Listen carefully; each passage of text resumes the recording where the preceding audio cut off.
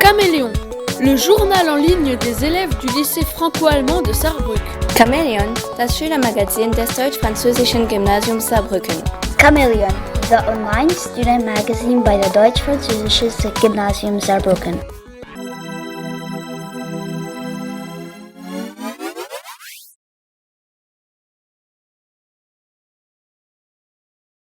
Alors, je m'appelle Olivier et j'ai participé au fondement de l'association motrice qui a mis différentes activités en place, dont l'activité Trucotech.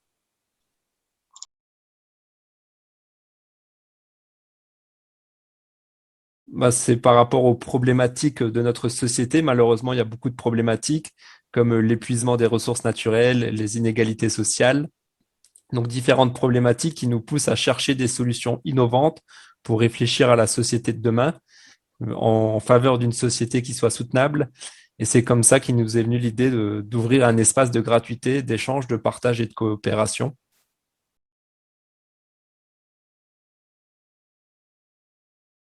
Les convictions, c'est pour vraiment se diriger, comme on voit différentes problématiques qui découlent de notre société actuelle, de la pauvreté, enfin beaucoup, beaucoup de choses. C'est ça qui nous motive à chercher des solutions et pas uniquement à mettre des actions en place, surtout aussi à réfléchir comment l'humanité, comment plus de 7 milliards d'humains pourraient s'organiser sans tout détruire et pour qu'on se dirige vers une société qui soit déjà vivable, soutenable et souhaitable.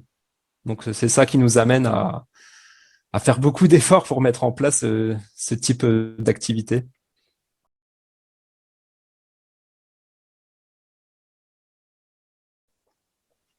Alors, déjà, les objets qu'on donne gratuitement, c'est des gens qui nous les apportent. Donc, c'est comme ça qu'on récupère les objets. Au niveau des loyers, parce on est locataire des locaux, donc de 3 locaux différents, donc 3 magasins gratuits. Donc, ce sont les bailleurs qui nous aident, ceux qui nous louent les locaux, donc les bailleurs qui nous aident. Donc, il y a un bailleur qui nous le laisse gratuitement, et un autre bailleur qui nous fait un loyer très, très réduit, donc on ne paye pas grand-chose.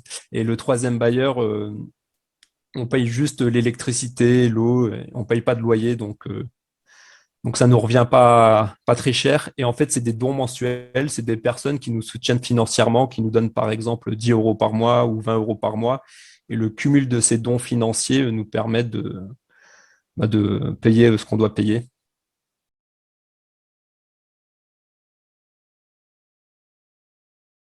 Alors, la plupart des personnes enfin presque tout le monde, en fait, on fait ça bénévolement.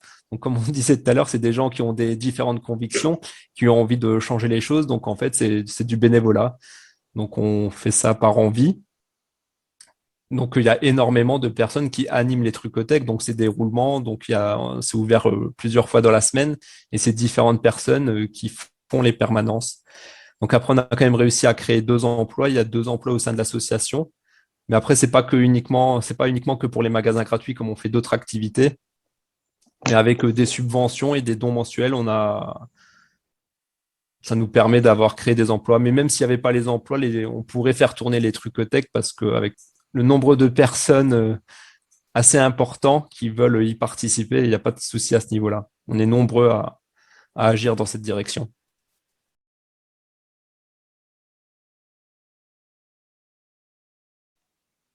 Alors là, ce qui est important, des fois, on pourrait croire que c'est destiné à un public qui est dans la précarité. Mais là, les trucothèques sont vraiment à destination de tout le monde. Tout le monde peut y accéder, que ce soit des gens de tout milieu social, que ce soit des personnes dans la précarité, bien entendu, elles peuvent venir, mais même des personnes aisées peuvent venir récupérer des objets. C'est vraiment pour tout le monde. Parce que quand on estime pour la société de demain, c'est pas des personnes riches qui doivent aider des personnes pauvres. C'est vraiment faire disparaître la pauvreté en faveur d'un modèle de coopération et de partage où on partagerait les ressources. Donc là, actuellement, tout le monde peut venir déposer des objets ou en prendre gratuitement. Et c'est aussi possible d'en emprunter gratuitement. Par exemple, un appareil à raclette, on ne va pas le donner gratuitement, mais on va le prêter gratuitement pour qu'on se réhabitue à partager les ressources, à partager les objets. Comme ça, dans le futur, on pourrait dire, au lieu de produire 300 perceuses qu'on n'utilise presque jamais. On pourrait peut-être en produire 5 qu'on mettre en partage.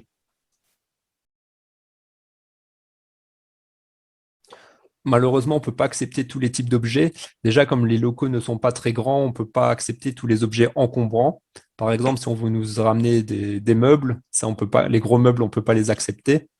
Après, bien entendu, on dit des choses qui sont en bon état. Et parfois, on est obligé de refuser des livres et les vêtements. Ça, c'est les deux exemples. Parce que souvent, à la base, on les accepte, les livres et les vêtements, mais on nous en apporte tellement qu'on en a beaucoup trop. Après, on en donne énormément, mais on en reçoit encore plus. Donc, des fois, on est obligé de dire qu'on ne peut plus recevoir les vêtements et les livres.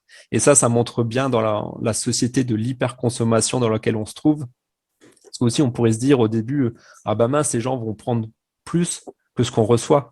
Mais souvent, c'est l'inverse, on a beaucoup trop et on sait même plus quoi en faire. Donc, c'est pour ça que ce qui est intéressant aussi à Metz, il y a des boîtes à livres.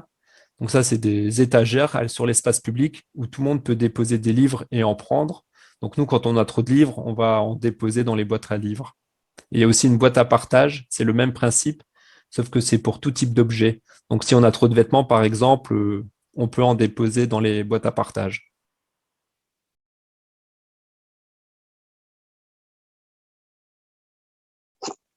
Généralement, on reçoit, bah, ça se régule quand même pas mal. Généralement, enfin, c'est quand même hallucinant parce qu'on reçoit énormément d'objets, on en donne énormément, ça fonctionne vraiment très bien. Donc ça, c'est à part quelques objets, comme je disais, les vêtements et les livres, où là, on en a trop. Sinon, le reste, ça s'équilibre bien. On n'est même pas obligé de trop communiquer pour dire on a besoin d'objets, on a besoin d'objets, parce que ça se fait naturellement. Les gens en prennent et les gens en ramènent et ça s'équilibre.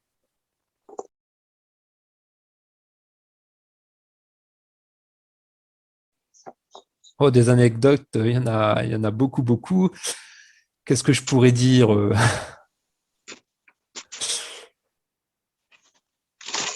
Une anecdote, c'est quand même compliqué comme question. Euh, non, bah, les anecdotes qu'on aime beaucoup, c'est quand bah, c'est les retours positifs et les personnes, bon, c'est pas vraiment des anecdotes, mais c'est des personnes qui viennent et qui veulent reproduire ce type d'initiative dans d'autres villes. Donc, on reçoit, par exemple, dans des villes voisines, que ce soit Strasbourg, Nancy, ou même dans d'autres villes en France, on nous contacte pour demander comment faire pour développer ce type d'initiative.